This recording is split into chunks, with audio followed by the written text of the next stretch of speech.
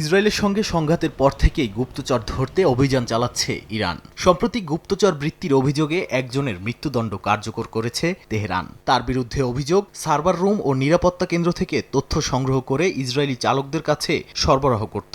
মানবাধিকার সংগঠনগুলোর দাবি, অভিযুক্তদের নির্যাতন করে স্বীকারোক্তি নেওয়া হচ্ছে। এতে বিচার প্রক্রিয়া ও আদালতের স্বচ্ছতা নিয়েও উদ্বেগ জানিয়েছে তারা।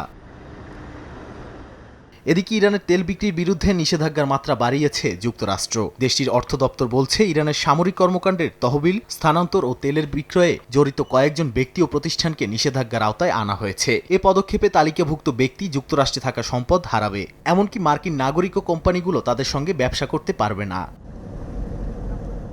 মার্কিন নিষেধাজ্ঞা ইরানের তেল বৈধ বাজারে প্রবেশ কঠিন করে তুলতে পারে, তবে ইরানের পক্ষ থেকে নতুন নিষেধাজ্ঞা নিয়ে এখনও আনুষ্ঠানিক প্রতিক্রিয়া আসেনি। নাদিম মারজান, সময় সংবাদ।